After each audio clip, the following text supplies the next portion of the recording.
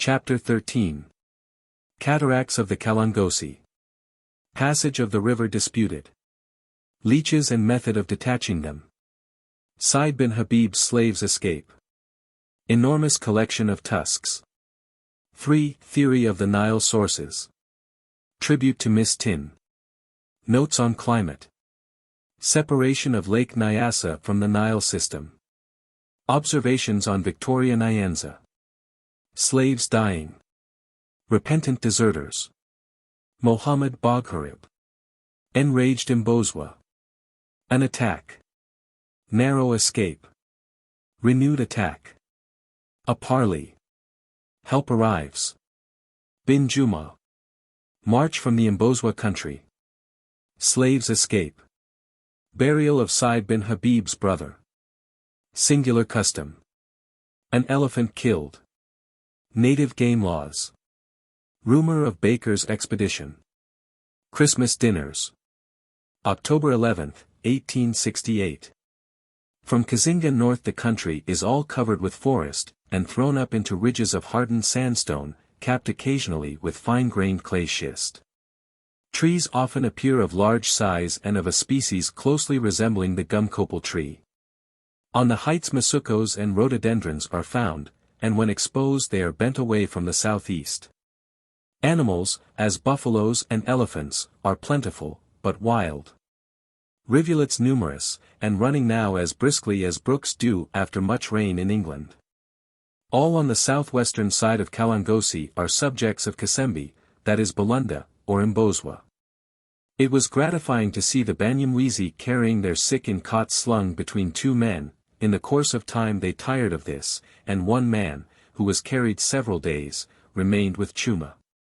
We crossed the Luongo far above where we first became acquainted with it, and near its source in Urungu or Usunga hills, then the Labubu, a goodly stream 30 yards broad and rapid with fine falls above our ford, which goes into Kalangosi. October 6, 1868. Crossed the Papusi, and a mile beyond the Luina of 40 yards and knee-deep. Here we were met by about 400 of Kabanda's men, as if they were come to dispute our passage at the ford. I went over, all were civil. But had we shown any weakness they would no doubt have taken advantage of it. October 7, 1868. We came to the Kalangosi, flowing over 5 cataracts made by 5 islets in a place called Kabwarum. Near the Mabamba a goodly rivulet joins it. October 12, 1868. We came to the Kalangosi at the ford named Masolo. By pacing I found it to be 240 yards broad, and thigh-deep at the end of the dry season. It ran so strongly that it was with difficulty I could keep my feet. Here 500 at least of Nsama's people stood on the opposite shore to know what we wanted. 2 fathoms of calico were sent over, and then I and 30 guns went over to protect the people in the ford. As we approached they retired. I went to them, and told them that I had been to Nsama's, and he gave me a goat and food, and we were good friends. Some had seen me there. And they now crowded to look till the Arabs thought it unsafe for me to be among them. If I had come with bared skin they would have fled. All became friendly, an elephant was killed, and we remained 2 days buying food. We passed down between the ranges of hills on the east of Moro, the path we followed when we first visited Kasembi. 20th and October 21, 1868. From the Luo I went over to the chief village of Mwabo, and begged him to show me the excavations in his country. He declined, by saying that I came from a crowd of people, and must go to Kabwabwada, and wait a while there. Meanwhile he would think what he should do, whether to refuse or invite me to come. He evidently does not wish me to see his strongholds. All his people could go into them, though over 10,000, they are all abundantly supplied with water, and they form the storehouses for grain. October 22, 1868. We came to Kabwabwada, and I hope I may find a way to other underground houses. It is probable that they are not the workmanship of the ancestors of the present occupants, for they ascribe their formation invariably to the deity, Mulungu or Reza. If their forefathers had made them, some tradition would have existed of them. October 23, 1868. Said bin Habib came over from Puitos. He reports Lualaba and Lufra flowing into the lake of Kinkanza. Lungabale is paramount chief of Rua. Mparahala horns measured 3 feet long and 3 inches in diameter at the base. This is the yellow quillada of Makalolo, bastard gemsbuck of the Dutch. 27th, 29th, and October 30th, 1868. Salim bin Habib was killed by the people in Rua. He had put up a tent and they attacked it in the night, and stabbed him through it. Said bin Habib waged a war of vengeance all through Rua after this for the murder of his brother. Sef's raid may have led the people to the murder. October 29, 1868. In coming north in September and October, the last months of the dry season, I crossed many burns flowing quite in the manner of our brooks at home, after a great deal of rain. Here, however, the water was clear, and the banks not abraded in the least. Some rivulets had a tinge of white in them, as if of felspar in disintegrating granite. Some nearly stagnant burns had as if milk and water in them, and some red oxide of iron. Where leeches occur they need no coaxing to bite, but fly at the white skin like furies, and refuse to let go, with the fingers benumbed. Though the water is only 60 degrees, one may twist them round the finger and tug, but they slip through. I saw the natives detaching them with a smart slap of the palm, and found it quite effectual. Swifts, Senegal swallows, and common dark-bellied swallows appeared at Kazinga in the beginning of October. Other birds, as Drongo shrikes, a bird with a reddish bill, but otherwise like a grey linnet, keep in flocks yet. December 5. They pair now. The kite came sooner than the swallows. I saw the first at Bangweulu on the July 20, 1868. November 1, 1868. At Kabwabwada, we are waiting till Side comes up that we may help him. He has an enormous number of tusks and bars of copper, sufficient it seems for all his people to take forward, going and returning 3 times over. He has large canoes on the lake, and will help us in return. November 2, 1868. News came yesterday from Puitos that 21 slaves had run away from Said bin Habib at one time. They were Rua people, and out of the chains, as they were considered safe when fairly over the Lualaba. But they showed their love of liberty on the first opportunity. Puito is suspected to have harbored them, or helped them over the river. This will probably lead to Said attacking him, as he has done to so many chiefs in Rua. In this case Puito will have no sympathy. He is so wanting in the spirit of friendliness to others. November 3, 1868. Send off men to hasten Said onwards. We start in 2 or 3 days. The oldest map known to be in existence is the map of the Ethiopian gold mines, dating from the time of Sethos I, the father of Ramesses II.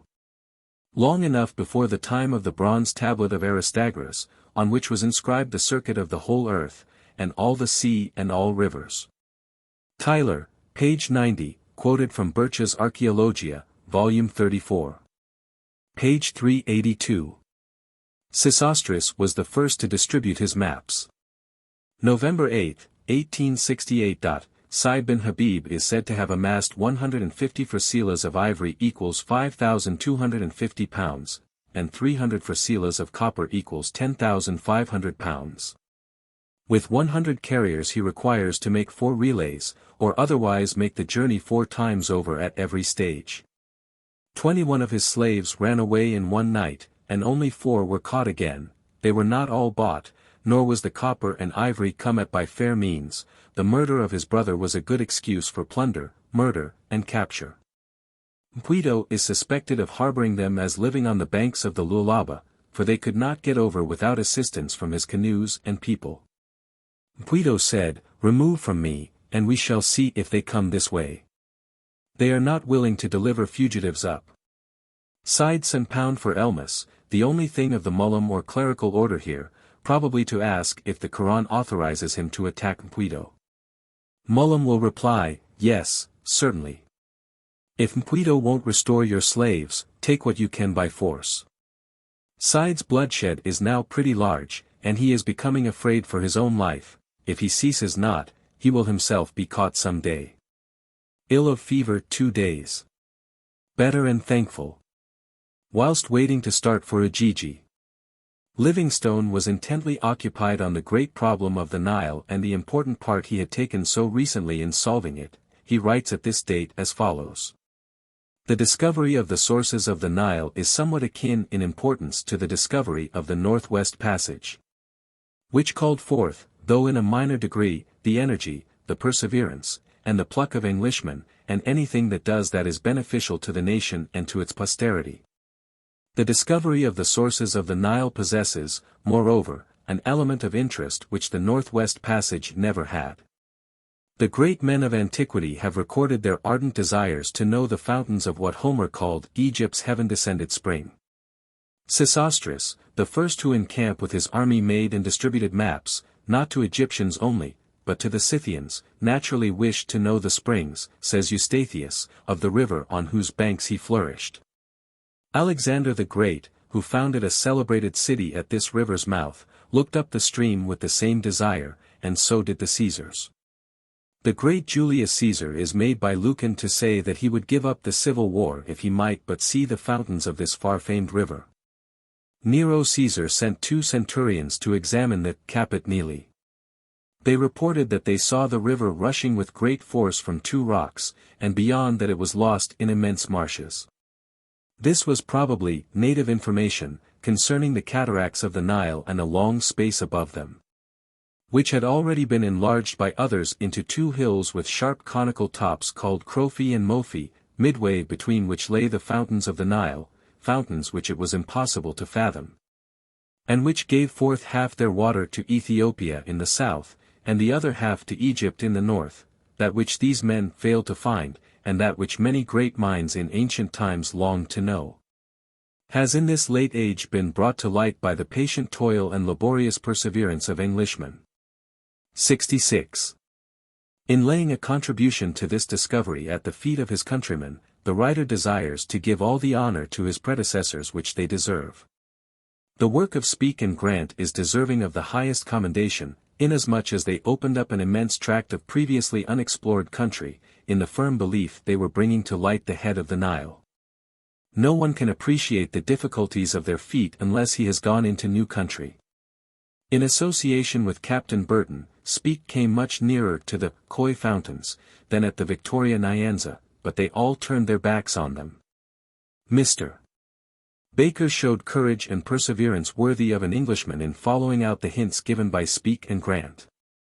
But none rises higher in my estimation than the Dutch lady Miss Tin, who, after the severest domestic afflictions, nobly persevered in the teeth of every difficulty, and only turned away from the object of her expedition, after being assured by Speke and Grant that they had already discovered in Victoria Nyanza the sources she sought.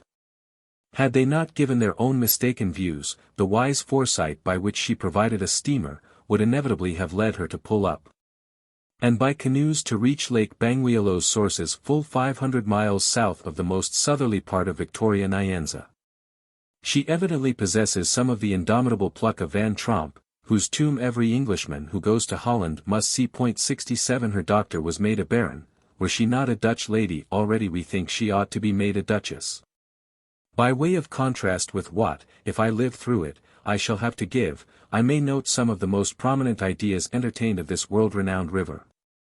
Ptolemy, a geographer who lived in the 2nd century, and was not a king of Egypt, with the most ancient maps made the Nile rise from the Montes Luni, between 10 and 12 south lat. By 6 several streams which flowed north into 2 lakes, situated east and west of each other. These streams flowed about west of his river Rapta, or Raptus, which is probably our Rovuma or Luma. This was very near the truth, but the mountains of the moon cannot be identified with the Lokinga, or mountains of Bisa, from which many of the springs do actually arise.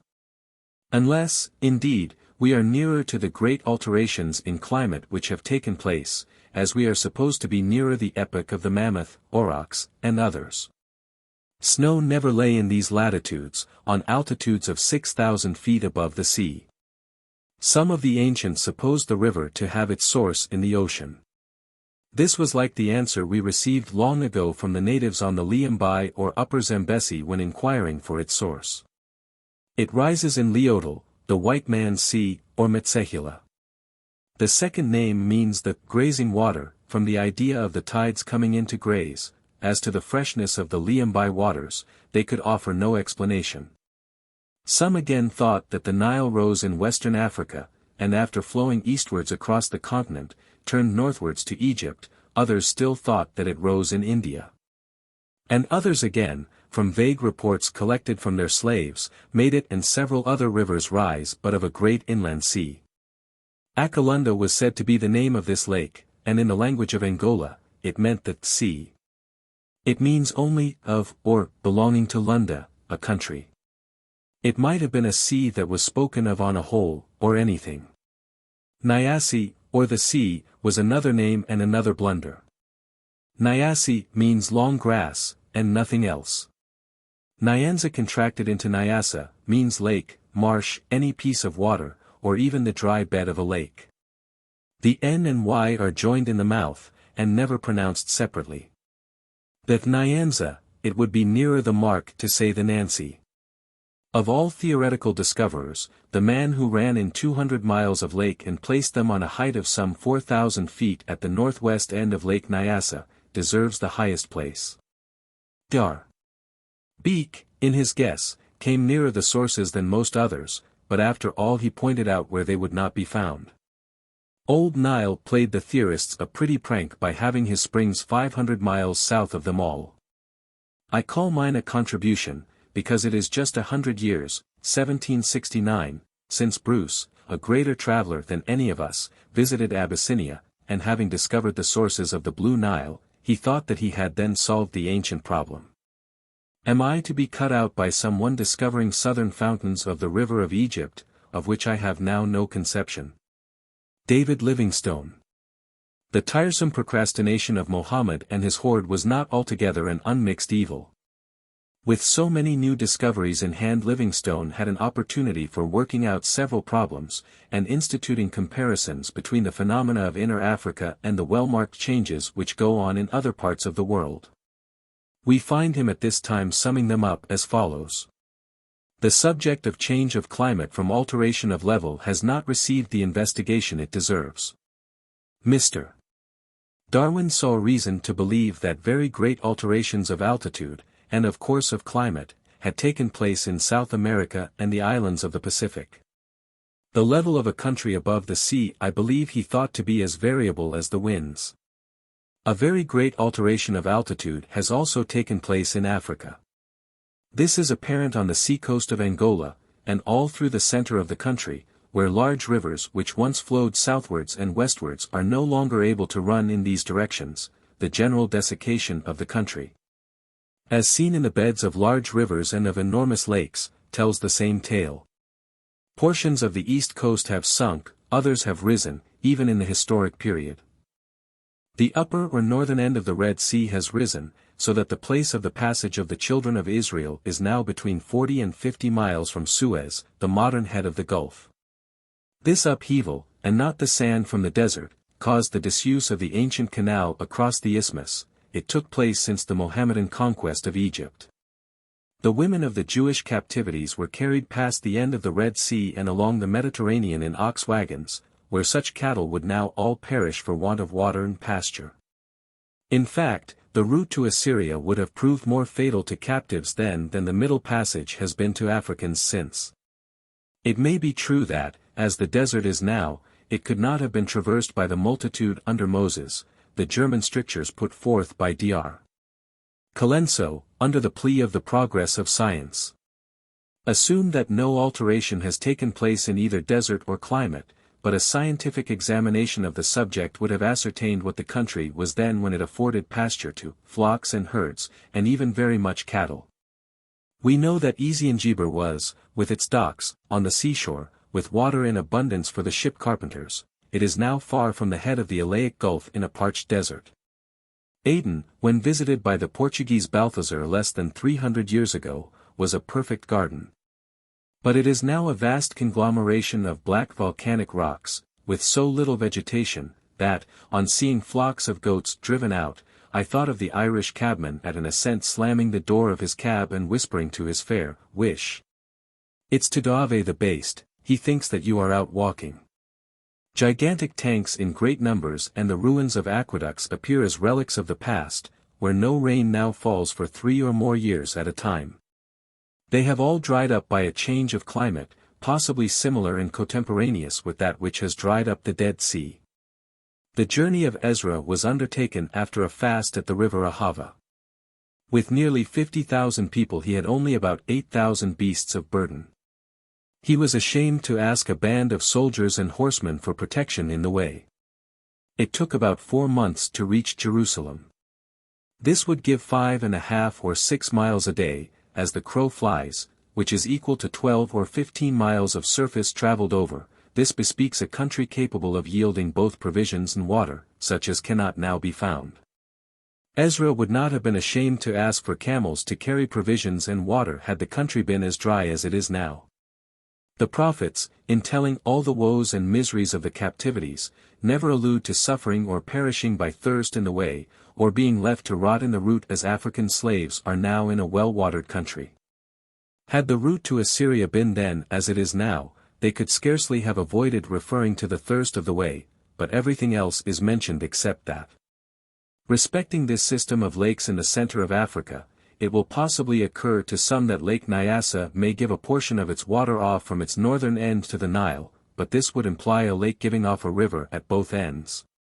The country, too, on the north-northwest and northeast rises to from 4,000 to 6,000 feet above the sea, and there is not the smallest indication that Nyassa and Tanganyika were ever connected.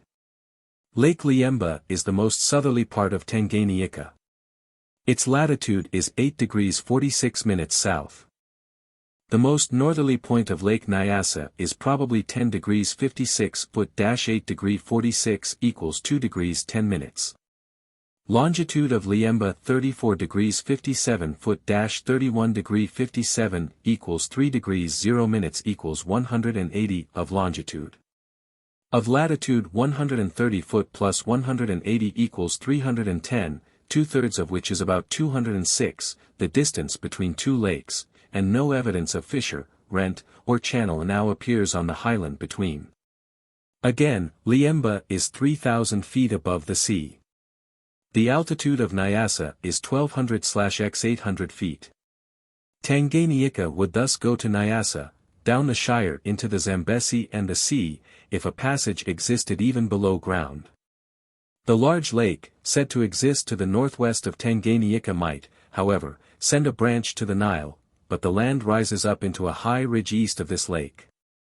It is somewhat remarkable that the impression which intelligent Swahili, who have gone into Karagwe, have received is, that the Katangul flows from Tanganyika into Lake Ukuru. One of Said bin Omar's people put it to me very forcibly the other day by saying, Katangul is an arm of Tanganyika. He had not followed it out. But that Dagara, the father of Rumanika, should have in his lifetime seriously proposed to deepen the upper part of it, so as to allow canoes to pass from his place to Ujiji, is very strong evidence of the river being large on the Tanganyika side. We know it to be of good size, and requiring canoes on the Ukuru side.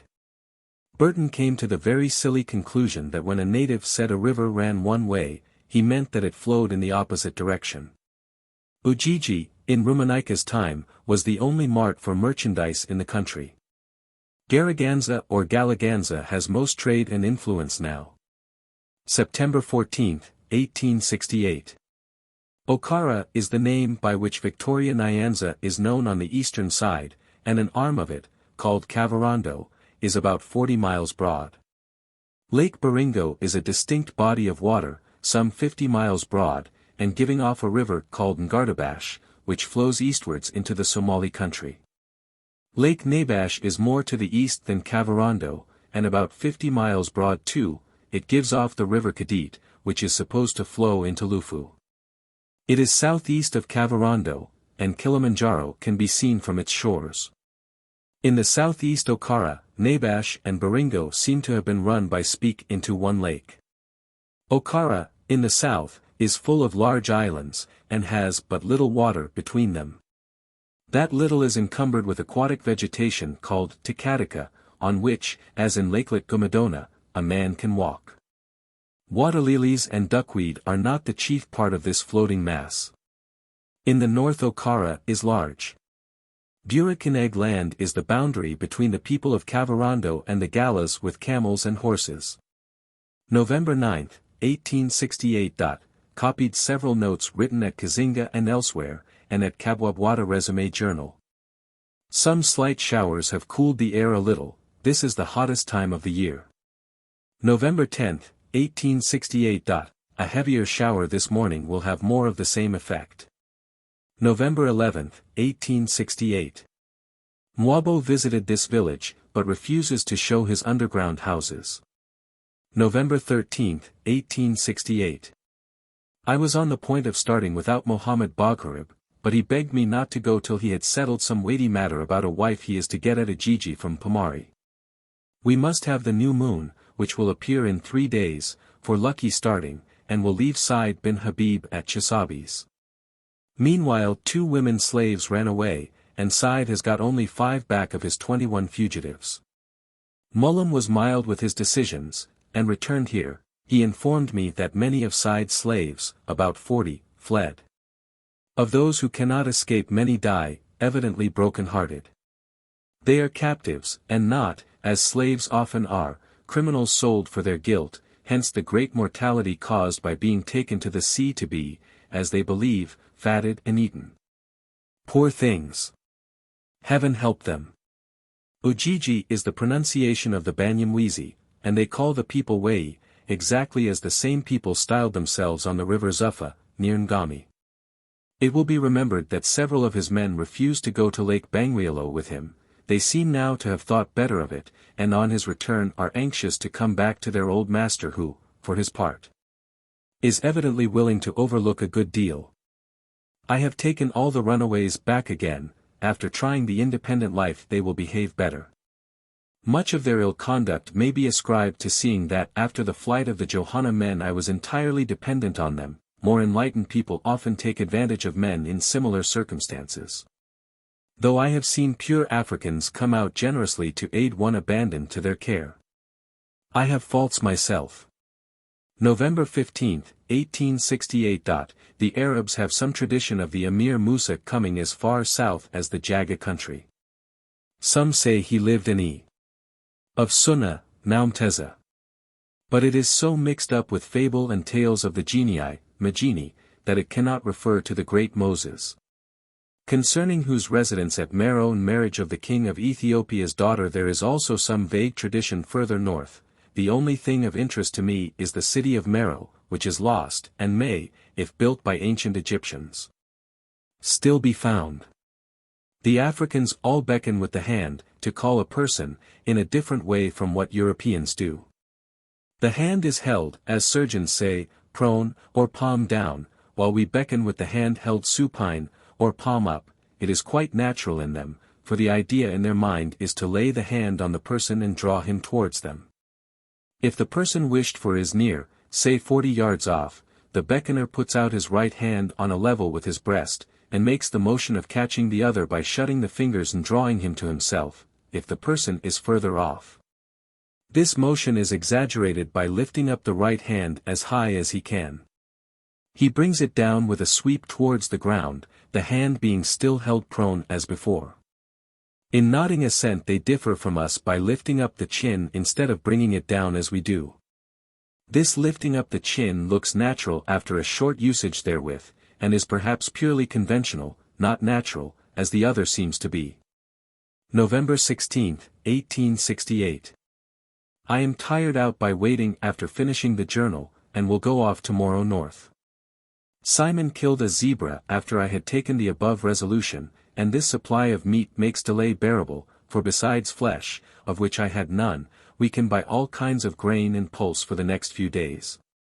The women of the adjacent villages crowd into this as soon as they hear of an animal killed, and sell all the produce of their plantations for meat. November 17, 1868.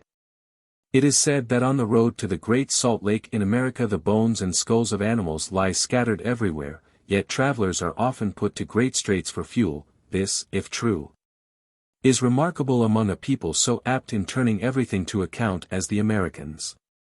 When we first steamed up the river Shire our fuel ran out in the Elephant Marsh, where no trees exist, and none could be reached without passing through many miles on either side of impassable swamp, covered with reeds, and intersected everywhere with deep branches of the river.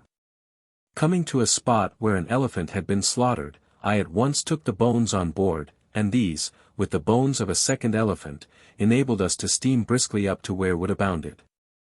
The Scythians, according to Herodotus, used the bones 68 of the animal sacrificed to boil the flesh. The Guachos of South America do the same when they have no fuel. The ox thus boils himself. November 18, 1868. A pretty little woman ran away from her husband, and came to Pampamari. Her husband brought 3 hose, a checked cloth, and 2 strings of large neck beads to redeem her. But this old fellow wants her for himself, and by native law he can keep her as his slave wife. Slave owners make a bad neighborhood, for the slaves are always running away and the headmen are expected to restore the fugitives for a bit of cloth. An old woman of Mpmari fled 3 times, she was caught yesterday, and tied to a post for the young slaves to plague her. Her daughter burst into an agony of tears on seeing them tying her mother, and Mpmari ordered her to be tied to the mother's back for crying. I interceded for her, and she was let go. He said, "You don't care, though Syed Majid loses his money." I replied, "Let the old woman go, she will be off again tomorrow." But they cannot bear to let a slave have freedom.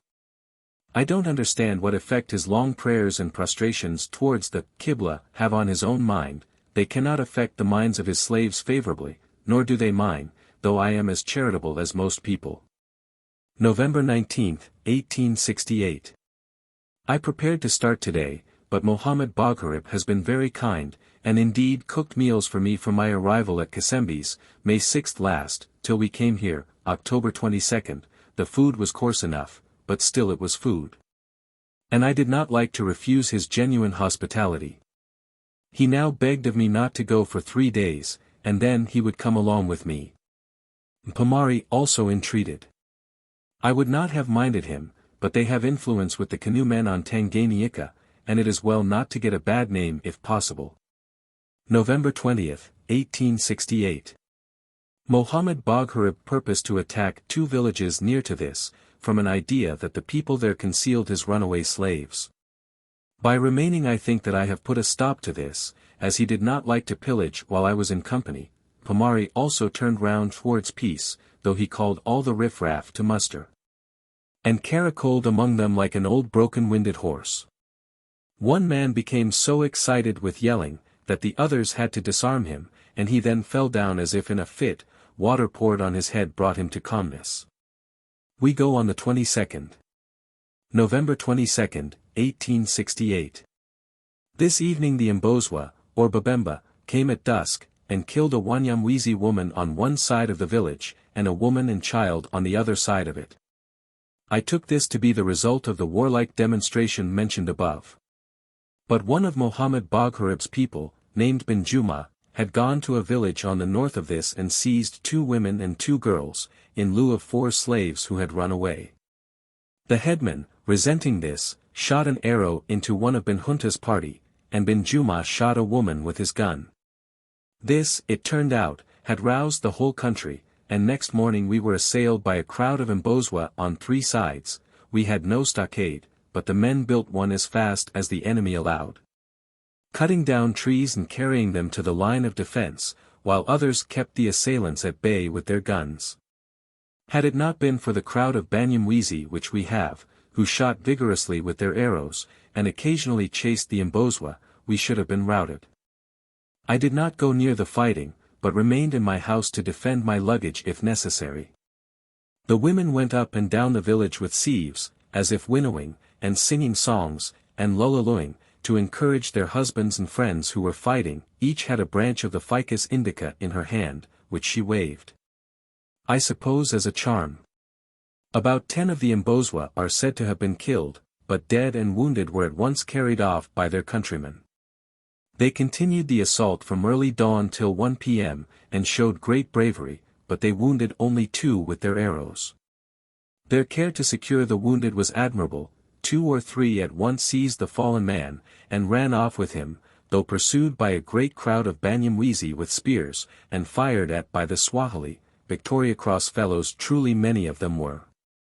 Those who had a bunch of animals' tails, with medicine, tied to their waists, came sidling and ambling up to near the unfinished stockade, and shot their arrows high up into the air, to fall among the Wanyamwezi.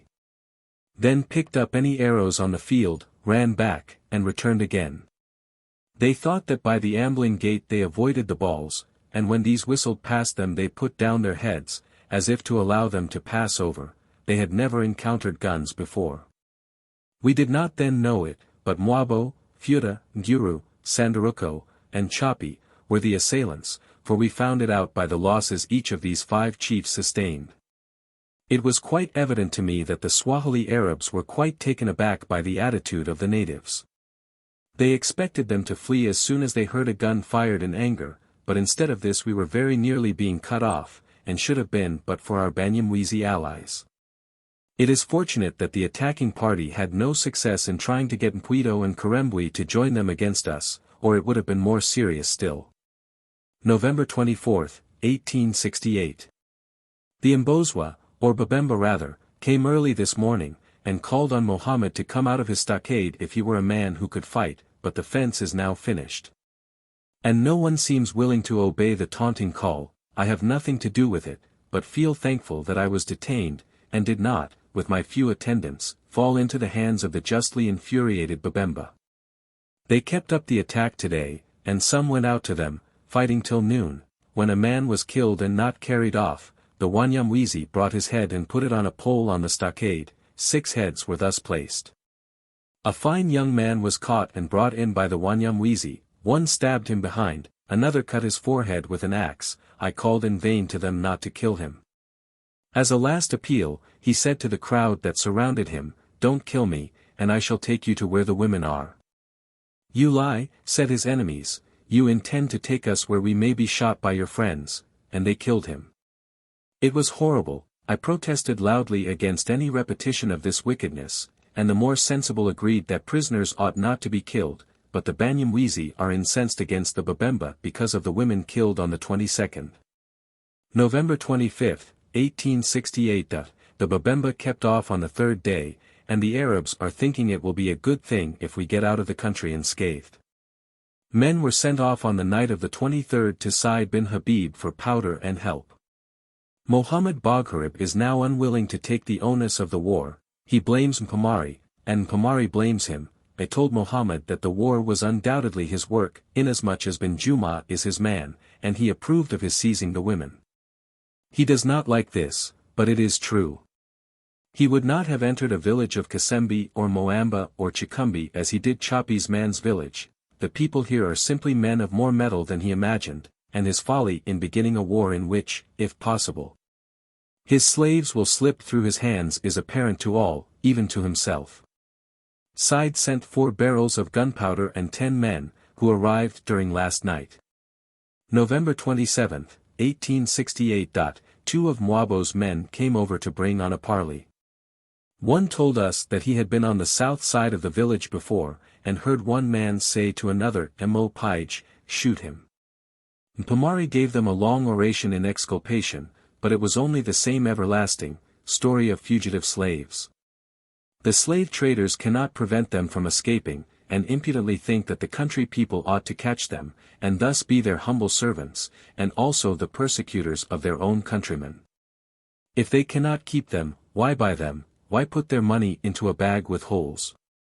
It is exactly what took place in America. Slave owners are bad neighbors everywhere. Canada was threatened, England browbeaten, and the Northerners all but kicked on the same score, and all as if property in slaves had privileges which no other goods have. To hear the Arabs say of the slaves after they are fled, "Oh, they are bad, bad, very bad. And they entreated me too to free them from the yoke," is, as the young ladies say, too absurd. The chiefs also who do not apprehend fugitives, they too are bad. I proposed to Mohammed Bagharib to send back the women seized by bin Juma, to show the Babemba that he disapproved of the act and was willing to make peace, but this was too humiliating.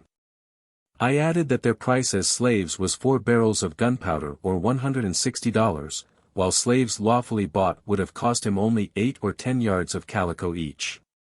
At the conclusion of Mpomari's speech, the 4 barrels of gunpowder were exhibited, and so was the Quran, to impress them, Mwabo's people, with an idea of their great power. 28th and November 29, 1868. It is proposed to go and force our way if we can to the north, but all feel that that would be a fine opportunity for the slaves to escape, and they would not be loath to embrace it. This makes it a serious matter, and the Quran is consulted at hours which are auspicious. November 30, 1868. Messengers sent to Mwabo to ask a path, or in plain words protection from him. Mpomari protests his innocence of the whole affair. December 1, 1868. Mwabo's people over again, would fain send them to make peace with Choppy. December 2, 1868. The detention is excessively vexatious to me. Mwabo sent 3 slaves as offers of peace, a fine self-imposed, but he is on our south side, and we wish to go north. December 3, 1868. A party went today to clear the way to the north, but were warmly received by Babemba with arrows.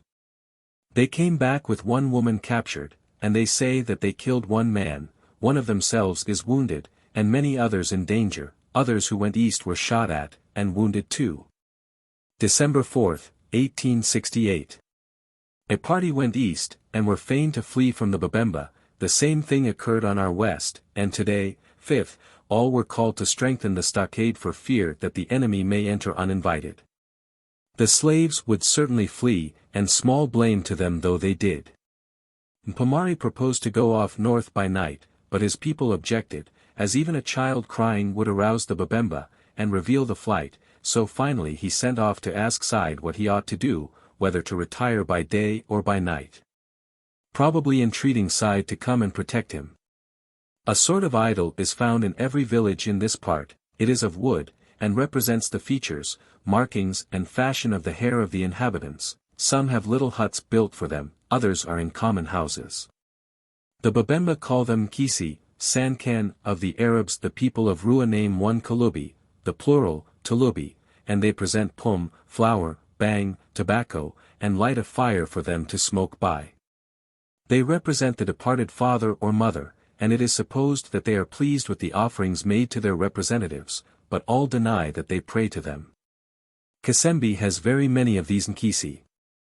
One with long hair, and named Motambo, is carried in front when he takes the field. Names of dead chiefs are sometimes given to them. I have not met with anyone intelligent enough to explain if prayers are ever made to anyone. The Arabs who know their language, say they have no prayers, and think that at death there is an end of the whole man, but other things lead me to believe this is erroneous.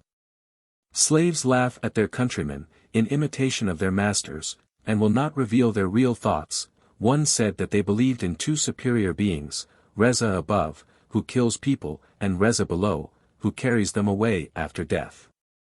December 6, 1868. 10 of Said bin Habib's people came over, bringing a letter, the contents of which neither Mpomari nor Mohammed cares to reveal. Some think, with great probability, that he asks, "Why did you begin a war if you wanted to leave so soon? Did you not know that the country people would take advantage of your march, encumbered as you will be by women and slaves?" Mohammed Bagharib called me to ask what advice I could give him, as all his own advice, and devices too, had been lost or were useless, and he did not know what to do. The Banyamwezi threatened to go off by night and leave him, as they are incensed against the Babemba, and offended because the Arabs do not aid them in wreaking their vengeance upon them. I took care not to give any advice, but said, if I had been or was in his place, I would have sent or would send back bin Juma's captives, to show that I disapproved of his act, the first in the war, and was willing to make peace with Choppy. He said that he did not know that bin Juma would capture these people. That bin Juma had met some natives with fish, and took 10 by force, that the natives, in revenge, caught 3 Banyamwezi slaves, and bin Juma then gave 1 slave to them as a fine, but Mohammed did not know of this affair either. I am of opinion, however, that he was fully aware of both matters, and Mpomari's caracoling showed that he knew it all, though now he denies it. Bin Juma is a long, thin, lanky Swahili, 6 feet 2 high, with a hooked nose and large lips. I told Mohammed that if he were to go with us to Manyuema, the whole party would be cut off. He came here, bought a slave boy, and allowed him to escape.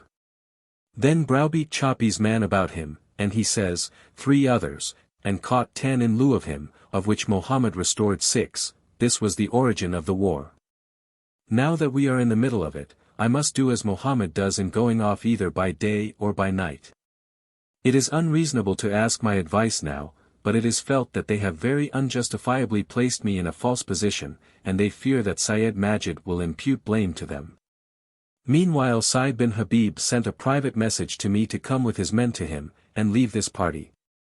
I perceive that the plan now is to try and clear our way of Choppy, and then march, but I am so thoroughly disgusted with this slave war, that I think of running the risk of attack by the country people. And go off tomorrow without Mohammed Bagharib, though I like him much more than I do Pamari or Said bin Habib. It is too glaring hypocrisy to go to the Quran for guidance while the stolen women, girls, and fish, are in bin Juma's hands. 8th and December 9th, 1868. I had to wait for the Banyamwezi preparing food. Mohammed has no authority over them, or indeed over anyone else. 2 Babemba men came in and said that they had given up fighting, and begged for their wives, who had been captured by Said's people on their way here. This reasonable request was refused at first, but better counsels prevailed. And they were willing to give something to appease the anger of the enemy, and sent back 6 captives, 2 of whom were the wives prayed for. At last he makes a start on the 11th of December with the Arabs, who are bound eastwards for Ujiji. It is a motley group, composed of Mohammed and his friends, a gang of Unyamwezi hangers-on, and strings of wretched slaves yoked together in their heavy slave sticks. Some carry ivory, others copper, or food for the march, whilst hope and fear, misery and villainy, may be read off on the various faces that pass in line out of this country. Like a serpent dragging its accursed folds away from the victim it has paralyzed with its fangs. December 11th, 1868. We marched 4 hours unmolested by the natives, built a fence, and next day crossed the Lokinda River and its feeder the Mukosi. Here the people belonged to Chisabi, who had not joined the other Babemba. We go between 2 ranges of tree-covered mountains, which are continuations of those on each side of Moro. December 12, 1868. The tiresome tale of slaves running away was repeated again last night by 2 of Mpamari's making off, though in the yoke, and they had been with him from boyhood. Not one good-looking slave woman is now left of Mohammed Bagharib's fresh slaves. All the pretty ones obtain favor by their address, beg to be unyoked, and then escape. 4 hours brought us to many villages of Chisabi and the camp of Said bin Habib in the middle of a set-in rain, which marred the demonstration at meeting with his relative Mpamari. But the women braved it through, wet to the skin, and danced and lullulud with draggled petticoats with a zeal worthy of a better cause, as the penny aligners say. It is the custom for the trader who receives visitors to slaughter goats, and feed all his guests for at least 2 days, nor was Said wanting in this hospitality, though the set-in rain continuing, we did not enjoy it as in fine weather. December 14th, 1868. Cotton grass and brackens all over the country show the great humidity of Marungu. Rain daily, but this is not the great rain which falls when the sun comes back south over our heads. December 15th, 1868. March 2 hours only to the range of Tamba. A pretty little light grey owl, called Nkwekwe, was killed by a native as food. A black ring round its face and its black ears gave it all the appearance of a cat, whose habits it follows. 16th to December 18th, 1868.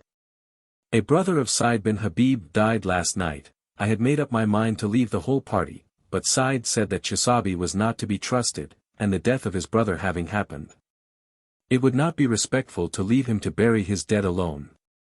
6 of his slaves fled during the night, 1, the keeper of the others. A Mobemba man, who had been to the coast twice with him, is said to have wished a woman who was in the chain, so he loosed 5 out, and took her off. The others made clear heels of it, and now that the grass is long and green, no one can trace their course. Side told me that the slaves would not have detained him, but his brother's death did. We buried the youth, who has been ill 3 months. Mpomari descended into the grave with 4 others. A broad cloth was held over them horizontally, and a little fluctuation made, as if to fan those who were depositing the body in the side excavation made at the bottom. When they had finished they pulled in earth. And all shoved it towards them till the grave was level. Mullum then came and poured a little water into and over the grave, mumbled a few prayers, at which Mpomari said aloud to me, "Mullum does not let his voice be heard." And Mullum smiled to me, as if to say, "Loud enough for all I shall get." During the ceremony the women were all wailing loudly. We went to the usual sitting place, and shook hands with Side, as if receiving him back again into the company of the living. Side told me previously to this event that he had fought the people who killed his elder brother Salem bin Habib, and would continue to fight them till all their country was spoiled and a desolation. There is no forgiveness with Moslems for bloodshed. He killed many, and took many slaves, ivory, and copper. His tusks number over 200, many of large size. 19th and December 20th, 1868 to Chisabi's village stockade, on the left bank of the Lofunso, which flows in a marshy valley 3 miles broad. 8 of Mohammed Bagharib's slaves fled by night, one with his gun and wife. A large party went in search, but saw nothing of them. Today an elephant was killed, and they sent for the meat, but Chisabi ordered the men to let his meat alone. Experience at Kabwabwada said, "Take the gentle course," so 2 fathoms of calico and 2 hoes were sent to propitiate the chief. Chisabi then demanded half the meat and 1 tusk. The meat was given, but the tusk was mildly refused. He is but a youth, and this is only the act of his counselors. It was replied that Kasembi, Chikumbi, Sama, Marir, made no demand at all. His counselors have probably heard of the Portuguese self-imposed law, and wished to introduce it here, but both tusks were secured. December 22, 1868. We crossed the Lofunso River, wading 3 branches, the first of 47 yards, then the river itself, 50 yards, and neck-deep to men and women of ordinary size. 2 were swept away and drowned. Other 2 were rescued by men leaping in and saving them, one of whom was my man Susie. A crocodile bit 1 person badly, but was struck, and driven off. 2 slaves escaped by night. A woman loosed her husband's yoke from the tree, and got clear off. December 24, 1868. 5 sick people detain us today. Some cannot walk from feebleness and purging brought on by sleeping on the damp ground without clothes.